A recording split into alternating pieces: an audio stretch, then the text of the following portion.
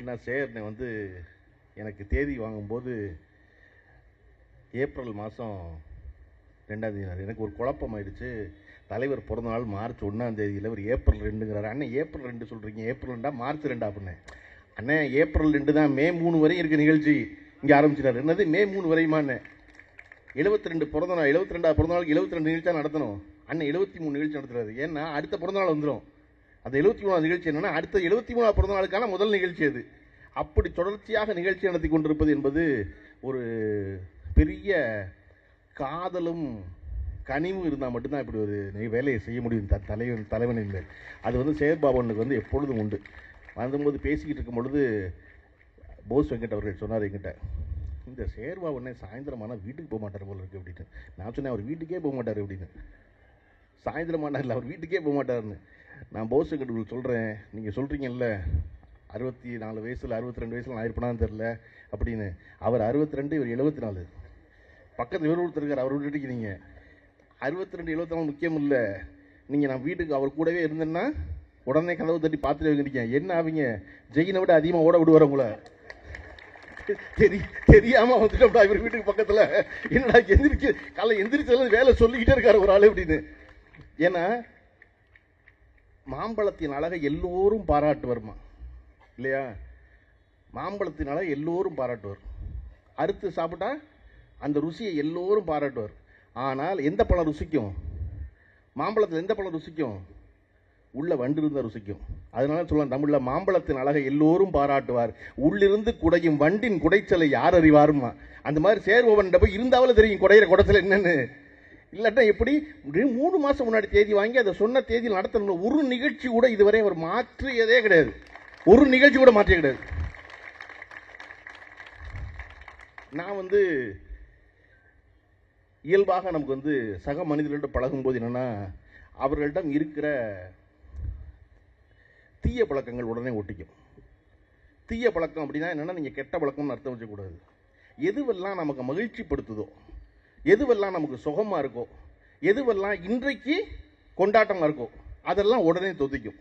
எதுவெல்லாம் வந்து பின்பற்றுவதற்கு சிரமமானதோ, எதுவெல்லாம் தொடர்ச்சியாக செய்ய முடியாதோ அதெல்லாம் பற்றி கொள்வது ரொம்ப நேரம் ஆகும். அப்படி பெரியார்ட்ட வந்து நான் வந்து எப்பொழுதும் வியக்கிற ஒரு விஷயம் என்ன அப்படின்னா, எந்த கூட்டமாக இருந்தாலும் கூட்டம் தொடங்குவதற்கு முன்னதாக பெரியார் போயிடுவார்.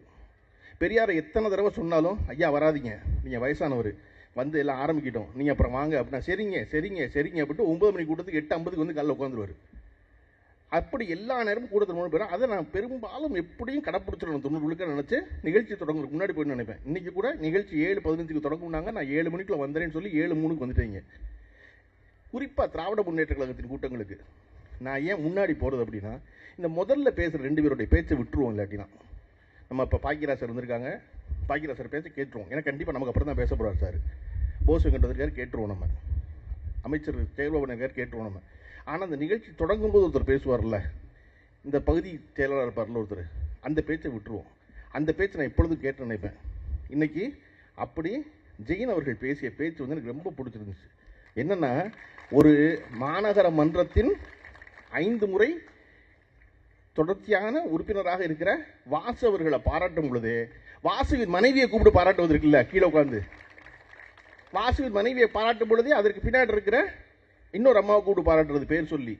அப்போ நிகழும்போது நான் வாசுவை பாராட்டுறேன், வாசுவின் மனைவி லதாவை பாராட்டுறேன், லதாவுக்கு பின்னாடி ராஜேஸ்வரியை பாராட்டுறேன், ராஜேஸ்வரியை பாராட்டும் போது பின்னாடி நிற்கிற கேசவனை பாராட்டுறேன் அப்படின்னு ஒரு குடும்ப நிகழ்ச்சி போல ஒரு விழாவை தொடங்குவதற்கு இல்லை. அது திராவிட முன்னேற்ற கழகத்தை தவிர வேறு எந்த கட்சியும் நான் பார்த்ததே கிடையாது.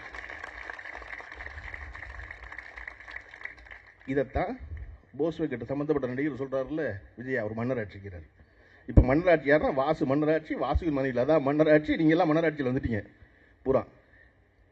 நான் முதல்ல சேர்வோன்னு சொன்ன மாதிரி, ஏன் வந்து இவர்கள் எல்லோரும் குடும்பத்தோடு கட்சிக்கு வர்றாங்கன்னா, வாசு தான் வீட்டுக்கே போக மாட்டாரு. அப்புறம் வாசுவை பார்க்கணும்னா வாசு மனைவி கூட்டத்துக்கு தான் வரணும். கூட்டத்துக்கு வந்தால் தான் பார்க்க முடியும். எல்லா நேரம் வேலை பார்த்துக்கிட்டே இருக்கும்போது நடக்காது இல்லது. அப்போ இதை போல தொடர்ச்சியாக மக்கள் பணியில் இருக்கும் பொழுது இதுவெல்லாம் நிகழும். எனக்கு புனாண்டு பேசிய பேச்சாளரும் சரி, போஸ் வெங்கட் அவர்களும் சரி, அவ்வளவு கடுமையாக வந்து நமக்கு எதிர் நிற்பவர்களுடைய தொழிலை பற்றி பேச வேண்டியதில்லை. எந்த தொழில் செய்பவர்களும் சினிமாவுக்கு வரலாம் இல்லையா? முதல்ல பேசும்போது கூட நண்பர் தலைமை கழக பேச்சாளர் உணர்ச்சி வசப்பட்டு நடிகர்களை பேசும்போது நடிகைகளை பற்றியெல்லாம் பேசினார். நீங்கள் எப்பொழுதுமே ஒரு ஆணை பேசும்போது அவரோடு தொடர்புபடுத்தி ஒரு பெண்ணையும், ஒரு பெண்ணை பேசும்போது அவரோடு தொடர்புபடுத்தி ஒரு ஆணையும் பொது வெளியில் பேசவே பேசாதீங்க. அது நம்ம வேலை இல்லை இல்லையா? நம்ம அதுக்கு வரல. நீ என்ன கருத்து வச்சிருக்க, நான் என்ன கருத்து வச்சிருக்கேன், நீ நல்லா வா. முத்துவேல் கருணாநிதி ஸ்டாலின் நல்லா பேர் சொல்லு. பேர் சொல்லிவிட்டு நீ என்ன செய்யணும்னா, முத்துவேல் கருணாநிதி ஸ்டாலின் அவர்கள் 1000 ரூபா கொடுத்தாரு, நான் 2000 ரூபா கொடுக்குறேன்னு சொல்லு.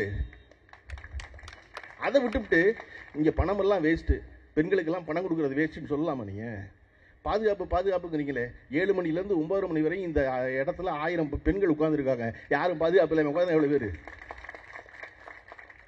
நீ என்ன செய்ய போறீங்கன்னு சொல்லுங்க. அதை விட்டுவிட்டு மொத்தமும் எல்லாம் வேஸ்ட்டு அப்படின்னு நீங்கள் பேர் சொல்வது முக்கியம் இல்லை. அந்த பேர் சொல்வது மூலமாக என்ன சொல்றீங்க? வெறும் மோடிஜின்னு சொல்றான் வந்தா நீங்க ஆளுமையான ஆள் இல்லை. மோடிஜி என்ன செஞ்சாருன்னு சொல்லணும். உதயநிதி சொன்னார் இல்லையா, மொத்த டெல்லி அரசாங்கத்தையும் ஒத்த செங்கல் ஆட்டி காமிச்சார் பாருங்க தமிழ்நாடு பூரா ஒருத்தர். அதை சொல்லணும், வெறும் மோடிஜி சொல்லக்கூடாது. நான் ஒரு கல் வச்சிருக்கேன், அதுதான் ஆஸ்பத்திரின்னு பேர் அப்படின்னு 2019 ஒத்த செங்கல்ல மொத்த இந்தியாவுக்கும் பேசி போடலான்னு பாருங்க. அதை சொல்லணும். நீங்க அவரை கொண்டு வந்து மறுபடியும் வாரிசுங்க கூடாது. அது வாரிசா? அப்படி வந்துட முடியுமா வாரிசு? இல்லையா? நான் என்ன சொல்றேன், சேர்பவனை அறநிலைத்துறை அமைச்சராகும் பொழுது 10 கல்லூரி தொடங்கப்படும் அறிவிச்சார். அப்போ அந்த கல்லூரிக்கு சம்பந்தப்பட்ட இடம், அதுக்கு வழக்கு ஏகப்பட்ட சிக்கலான பொழுது தொடர்ச்சியாக அந்த வழக்கை நடத்தி தொடர்ச்சியாக அதில் வென்று 10 கல்லூரி 4 கல்லூரி தொடங்கிட்டோம்னு சட்டசபையில் அறிவிக்கிற கம்பீரம் இருக்கு அவருக்கு. அப்போ இவ்வளோ சிக்கல் இருக்கு, இதெல்லாம் இருந்து பண்ணிட்டோம், மிச்சத்தையும் பண்ணிடுவோம், அது வழக்கில் இருக்கு அப்படின்னு சொல்றது. அதை போல நம்முடைய துணை முதலமைச்சர் உதயநிதி அவர்கள் ஒத்த செங்கல் எடுத்து காமிச்சது 2019. நீங்கள் எய்ம்ஸ் ஆரம்பிக்கிறேன்னு சொன்னால் 2015. அதுக்கப்புறம் 2019 சொன்னார் அவர், ஒரு செங்கல் தான் வச்சுருக்காங்க, ஆஸ்பத்திரி கட்டலன்னு சொல்லி எத்தனை வருஷம் ஆச்சு? 6 வருஷம் ஆச்சு. 6 வருஷத்தில் எத்தனை ஆஸ்பத்திரி கட்டியிருக்கலாம் இது வரையும்? இன்னமும் கட்டலை மதுரையில் இந்த எய்ம்ஸை. அப்போ அதைத்தான் சொல்லணும். நீங்கள் விரும்பின மோடிஜி உங்களுக்கு ஏஞ்சி அலர்ஜின்னு கெஞ்சக்கூடாது. சினிமாவில் வாய்ப்பு கேட்பதை போல பார்த்து ஏதாவது செய்யுங்க ஜி அப்படின்னு. அதை நேரடியாக நீங்கள் அரசியல் பேசுவாங்க. திராவிட முன்னேற்ற கழகம் எல்லோரையும் வரவேற்கிறது.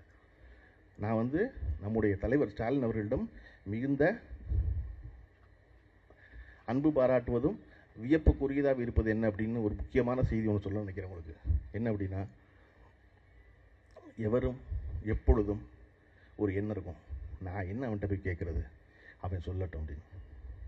என் மனைவியிடம் பேசிக்கொண்டு ஒரு முறை என் மனைவி சொன்னாங்கிட்ட, அவர்கள் வயதானவர்கள், அவர்கள் நினைத்து கொண்டு இருக்கட்டும், நமக்கு அதெல்லாம் ஒன்றும் அவசியம் இல்லை, பரவாயில்ல நம்ம போய் பார்த்துருவோம் அவங்கள. சரிதானே, வயசானவங்ககிட்ட போய் என்ன ஈகோ, போயிடுவோம் அப்படின்னு போய் பார்த்தாச்சு. 1 வருஷம் கழிச்சிச்சு, என்னை விட வயது குறைந்த ஒருத்தனோடு மன வருத்தம். நான் சொன்னேன், அவன் இப்படி பண்ணுறானே அப்படின்னு. அப்போவே என் மனைவி என்ன சொன்னாங்கன்னா, அவன் நம்மளோட வயசு குறைஞ்சவன், போயிட்டு போகிறான், இப்போ என்ன இருக்குது, போய் பார்த்துருவோம் அப்படின்னு. நான் சொன்னேன், நீ முதல்ல வயசானவனுக்கு அதை சொன்னேன், இப்போ உனக்கு அதை சொல்கிறேன். யாரை கேட்டாலும் தான் சொல்லுவேன், இவங்களோட என்ன ஈகோ, மனுஷன் என்னைக்கு செத்து போவான்னு தெரியாது, நாளைக்கு செத்து போயிட்டான்னு முடிஞ்சு போயிடும், இந்த வருத்தத்தை என் மனசில் வச்சுக்குவானே, நம்ம முதலடி எடுத்து வச்சுருவோம் அப்படின்னு என் மனைவி எனக்கு சொன்னான். நான் சொன்ன பொழுது தான் நினச்சேன், நம்முடைய தலைவர் திரு முத்துவேல் கருணாநிதி ஸ்டாலின் அவர்களை யாரெல்லாம் புறம் பேசினார்களோ, யாரெல்லாம் மிக மோசமாக பேசினார்களோ, அவர்கள் வீட்டில் ஒரு துக்க நிகழ்வுனா முதல் ஆளாக போய் நிற்பது அவராக. அவன் தன்னை பற்றி என்ன பேசினான், எவ்வளவு அவதூறு சொன்னான், எவ்வளவு பொய் சொன்னான், அது எதையுமே மனசில் வச்சுக்க மாட்டார். முதல் ஆளாக அது ரங்கராஜ் பாண்டேயுடைய தந்தை இறப்பில் தொடங்கி சீமானுடைய தந்தை இறந்த வரைக்கும் போயிட்டு முதல் ஆளாக இவர் தான் நினைப்பார். அதில் என்ன இருக்குது, அப்படி தான் இருப்பாங்க. எப்போ இங்கே என்ன வேண்டியது இருக்குன்னா, ஒரு இன்க்ளூசிவ் பாலிடிக்ஸ் வேண்டியிருக்கு, எல்லோரையும் அரவணைத்து செல்லும் குணம். ஏன் இன்னைக்கு திருப்பி நம்முடைய தலைவர் தளபதிக்கு பிறகு சின்னவராகிய உதயநிதி ஸ்டாலினோட கொண்டாடுறோம்னா, அதே இன்க்ளூசிவ்னஸ் உதயநிதி அவரிடம் உண்டு. மொத்த பேரையும் நீங்கள் பார்த்தீங்கன்னா 2019 ஜூலை மாதம் இளைஞரணி செயலாளராக ஒரு பொறுப்பு கொடுக்கப்படுகிறது. பொறுப்பு கொடுக்கப்பட்டு அதன் பிறகு 4 ஆண்டுகளில் அவர் கிட்டத்தட்ட 25 லட்சம் இளைஞர்களை அந்த கட்சிக்குள் கொண்டு வந்து சேர்த்தார். அவர் கட்சிக்குள்ள இளைஞர்களை கொண்டு வந்து சேர்க்கறது முக்கியம் இல்லை. அதன் பிறகு மாநாடு நடத்தும் போது அண்ணன் டிஆர் பாலு அவர்களை மேடையில் வைத்துக் கொண்டு சொன்னார், மாமா நீங்கள் எங்களுக்கெல்லாம் வழிகாட்டுறவர், ஆனால் உங்களை நான் மாமானு கூப்பிட்டே பழகினவன். நான் இந்த மாநாட்டுக்கு பணம் கேட்டேன், உங்கள் மகன் டிஆர்பி ராஜா 25 லட்ச ரூபா கொடுத்தாரு, ஆனால் பொருளாளருக்கு நீங்கள் 1 லட்ச ரூபா தான் கொடுக்குறீங்க, பரவாயில்ல நீங்கள் எங்களுக்கு பணம் கொடுக்கலன்னா பரவாயில்ல, என் தம்பிகளுக்கெல்லாம் பொறுப்பு கொடுங்கன்னு கேட்குறது இருக்குல்ல, அதுதான் ரொம்ப முக்கியம். இங்கே கட்சிக்கு வேலை செஞ்சால் இங்கே பொறுப்பு கிடைக்கும், ஆளை வச்சுக்குவோம் அப்படின்னு. இன்றைக்கி அதன் விளைவாகத்தான் ஜெயின் பேசும்போது இளைஞர் பையன் பின்னாடி உட்காந்துருக்காரு, தம்பி முன்னாடி வாங்க, தம்பி முன்னாடி வாங்கன்னு கூப்பிடுறது. அப்போ இங்கே எல்லோரையும் சேர்த்து எல்லோரையும் அரவணைத்து ஒரு அரசியல் கட்சியை நடத்துவது என்பது தான் இந்த கழகத்தினுடைய வெற்றி. அதனால தான் இந்த கழகம் இத்தனை ஆண்டு காலமாக நீடித்திருக்கிறது. எவர் வந்தாலும் எங்களுக்கு போட்டி திமுக என்று சொல்வதில் அவர்களுக்கு பெருமை. ஏன்னா அவர்கள் திமுகவை போட்டி என்று சொல்லுகிறார்கள் இல்லையா? நான் யாரை போட்டின்னு சொல்லுவேன்? என்னை விட பெரிய ஆளை சொல்லுவேன். அப்போ தான் எனக்கு பெருமை நினைப்பேன். திமுக என்னைக்கா சொல்லுது அவர்கள் எல்லாம் போட்டின்னு சொல்லாது, சிரிச்சுக்கும். போக்க பாஸ் ரொம்ப பேரை பார்த்துட்டோம் நாங்கள் அப்படின்னு, ரொம்ப பேரை பார்த்துட்டோன்னு சொல்லாது. அது வரட்டும், பார்த்துக்குவோம். இல்லை, ஏன்னா யாரையும் குறைத்து மதிப்பிட வேண்டியதில்லை, எல்லாரையும் வச்சுக்கோ. நம்ம ஒரு வேலை செய்கிறோம், செஞ்ச வேலையை சொல்ல போகிறோம், செஞ்ச வேலையை சொல்லி அதன் மீது நம்பிக்கை இருக்கும்போது பட்சத்தில் நம்மளை தேர்ந்தெடுக்க போகிறார்கள். தமிழ்நாட்டு அரசியலில் தொடர்ச்சியாக எப்பொழுதுமே திராவிட முன்னேற்ற கழகம் மறுமுறை வென்றதில்லை. அதிமுக வென்றிருக்குல்ல இல்லையா? அதிமுக சிறந்த நிர்வாகமா? கலைஞரை விடவும் சிறந்த நிர்வாகியா? ஊழல் குற்றவாளி ஜெயலலிதா இல்லையா? நம்ம அது ஊழல் குற்றவாளிகள் சொல்லிட்டே இருக்கணும். இவங்க பூரா மறுபடியும் இருவும் பெண்மணிங்கிறாங்க, சொத்து குவிப்பு வழக்குங்கிறாங்க, ஊழல் குற்றவாளி சொல்லிட்டே இருக்கணும். தண்டிக்கப்பட்ட குற்றவாளி உயிரோடு தான் இந்த எலெக்ஷன் நிற்க முடியாது. அப்படி போது ஊழல் குற்றவாளி முக்கியமான ஆளா? ஆனால் ஒவ்வொரு முறையும் மிகச்சிறந்த ஆட்சியை வழங்கி அதன் பிறகு ஆட்சியை பொறுப்பை இழந்த காரணத்தினால் தமிழக மக்கள் அடடா இவ்வளவு சிறந்த ஆட்சி செய்தவர்களை விட்டுவிட்டோமே என்று மீண்டும் திமுகவை கொண்டு வருவார்கள். இதை தொடர்ந்து செய்துட்டாங்க. முக்கா 3 தடவை. மறுபடியும் இந்த தடவை தப்பை செய்ய மாட்டான். அனுபவப்பட்டான்ல, பார்த்துட்டாங்கல்ல எல்லாரையும். இந்த தடவை என்ன செய்வான்னா, ஆகா பல தடவை செஞ்சிட்டோம், இந்த தடவை அந்த வேலையை செஞ்சிடக்கூடாது. ஏன்னா விட்டுட்டோம்னா யார் வருவா நமக்கு? யாராவது கண்ணுக்கு தெரிஞ்ச நல்லவங்க எவனா இருக்கானா? யாராவது பெண்கள் பாதுகாப்பு இருக்கானா? பெண்கள் முன்னேற்றத்துக்கு இருக்கானா? படிப்பு, பெண்களுடைய கல்வி தான் முக்கியம்னு கடந்த 5 ஆண்டு காலமாக பேசிக்கொண்டு செயல்படுத்தி கொண்டிருக்கிற ஒரு முதல்வர் இருக்கிறாரா? நீங்க பெண்களுக்கான கல்வியை இந்தியாவில் தமிழ்நாடு போல் இவ்வளவு சிரத்தையோடு செய்கிற எந்த மாநில முதல்வரும் கிடையாது. அப்ப இந்த தடவை விட்டுறாம உறுதியா நம்ம கூட்டணி பலத்தில் இருக்கிறார்கள் திராவிட முன்னேற்ற கழகத்தை சொல்றாங்க. ஆமா, இந்த கூட்டணி யாரோடனா மக்களோட ஏற்பட்ட கூட்டணி. அதனால கூட்டணி பலத்தில் இருக்காங்க.